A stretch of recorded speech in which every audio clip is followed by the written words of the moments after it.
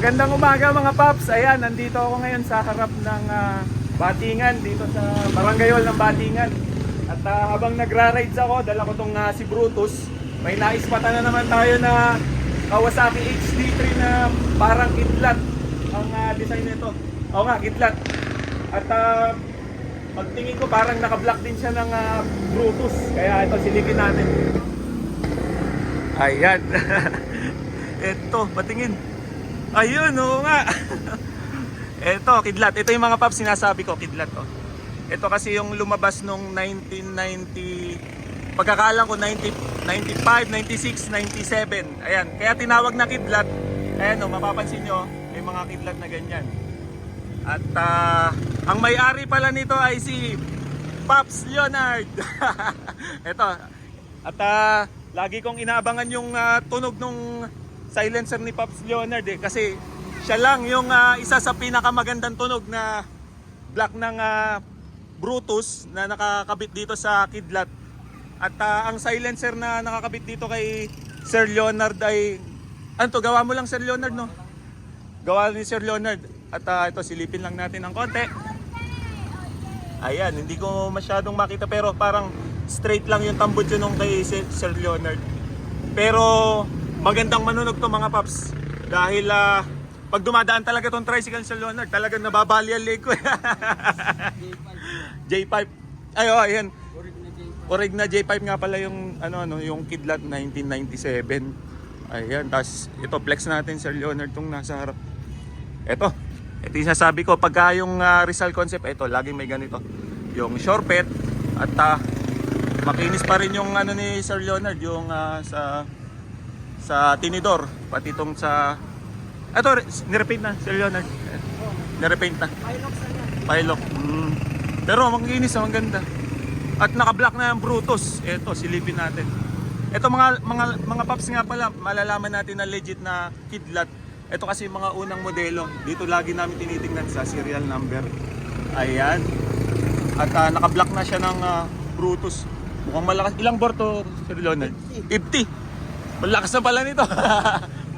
Malutong.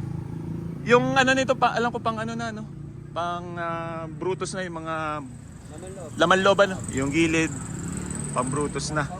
Clutch housing, lahat. Pati yung carb. Stock pa rin ang carb. Ayun. Stock pa rin pala ang carb nito mga paps. Ito yung pagkakita ko yan, stock paint pa talaga. At ito, na-maintain ni Sir Leonard yung ito pa yung mga sticker na stock. Talagang ano to, 96 ba? Model? 96 model yan eh. Tapos colored not indicated. Ito. Yan naman yung nandito naman. Ayun, ang ganda. Stock na stock ito kasi nagustuhan ko sa motor ni Kuya Leonard. Stock na stock pa yung paint, kumbaga nandito pa yung pagka-original na Hindi pa kasi nare-repaint eh, pagka-original. At ayan, kung mapapansin nyo, ito pa yung pagkakalam ko stock pa to na itong gripo Kasi ang pagkakaalam ko din sa gripo na stock, may nakalagay na ito, tama nga yung Tayo Gaiken. Ayan, makita niya. Ayun. Ayan yung stock ng gripo ng mga unang labas na HD3. Tapos lahat ng ayun, naka-alin na stainless. naka-alin na din. Pati loob. Oo nga Ito, bangkinis Ito, binapping mo, Sir Leonard. Sir Leonard, binapping. Binapping ni Kuya Leonard. Ayun, ganda nga Nakakatawa. Ayan ang tricycle ni Kuya Leonard. Kasama pa yung dalawa niyang anak. Ayan. Ito. Ayan. Tsaka yung isang anak niya.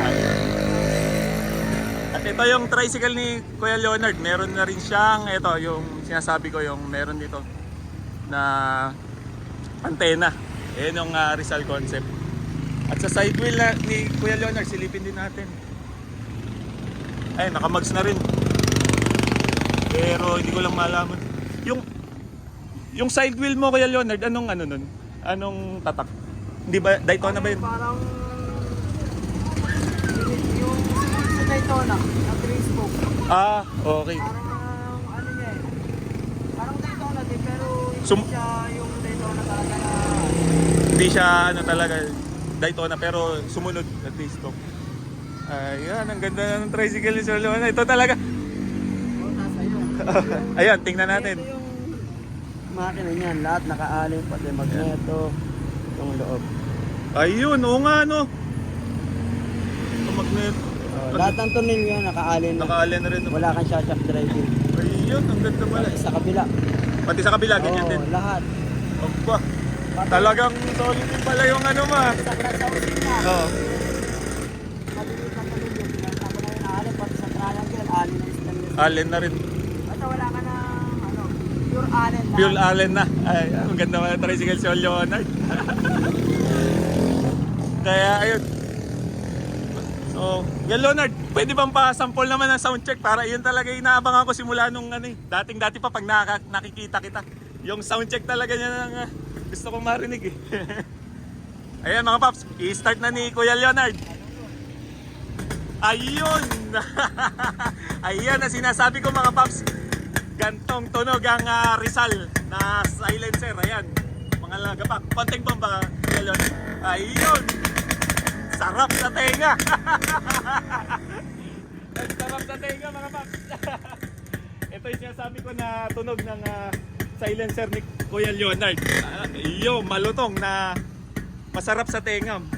Malagapak tapos malutong na parang ayun, yung minor kung mapapansin nyo, tak tak tak tak. Ayan, ganyan. Ayan ang tunog ng silencer ni Kuya Leonard. At ayan yung Kuya Leonard, yung pilit ko ginagaya, hindi ko maano yung tunog. Ano eh, depende rin Sa pinapagaya ng tambutyo. Yung mga ginagawa ko sa rinser, mm, yun, pasok sa mga J5, ganitong tunog. Kagaya yung kay Papa Ed, Oo. mga kahapon. oo. Same na rin yung sa akin, pusoy pa to kasi 100 yun. 100 din ba yung ano Tapos nun? hindi pa nakaport. Pag naport yung pusoy pa yun sa akin kay Papa Ed. Yun din pala ang sikreto ano? Oo. Kasi yung isang servicer ng tropa namin na ibebenta namin, Oo. kaysa mapun sa iba, Mm. sinop na lang sa kanya. Oo. Pero gawa ko rin yun. Yun ba yung ano? Yung kay Lester na ano? Yung Senki? Oo, yung pagkain lang yun. Oo. Kaya pala maganda na rin panunugan eh. Kagabi lang namin. Oo. Okay. Sabi ko, wala pang port to. Wala pang port. Yung butas may ibang port. Mm. Ganito na rin yung tunog. Sabi ko, yung isa niya kasi, gawang tanay. Oo. Match. Pangit. Pangit di manunog. Oo, nung tinesting lang namin kagabi yung silencer nung isa. Mm. Pagsalpap. Maganda Okay manunog. naman agad.